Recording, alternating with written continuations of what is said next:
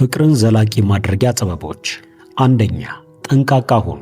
በተቻላችሁ መጠን ገና በቅጡ ላላወቃችሁት ሰው ሙሉ ታሪካችሁን ዘርዝራችሁ ከመናገር ተቆጠቡ። በቅድሚያ ወዳጅና ጠላታችሁን በሚገባ ለዩ።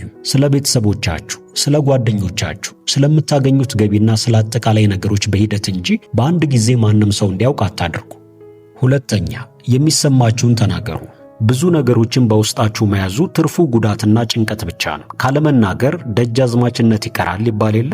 ታዲያ የተሰማችሁን በመናገራችሁ ከእናንተ ለመራቅ የሚወስኑ ካሉን ፍቀዱላቸው። አንዳንድ ጊዜ ካላጡን በቀር የእኛ መኖር ትርጉሙ የማይገባቸው ብዙ ሰዎች አሉ።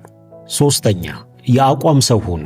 ስለምንም ነገር ስትወስኑ በቅድሚያ በደንብ አስባችሁና ጊዜ ወስዳችሁ ሊሆን ይገባል። ነገር ግን አንድ የወሰናችሁትን ውሳኔ በቀላሉ የምትቀያይሩ ደካማ ሰዎች አትሆኑ። አንዳንድ ጊዜ በየዋህነት ነገሮችን ስናሳልፍ ብዙ ሰዎች እንደ ሞኝ ሊቆጥሩንና መጠቀሚያ ሊያደርጉን ይሞክራሉ።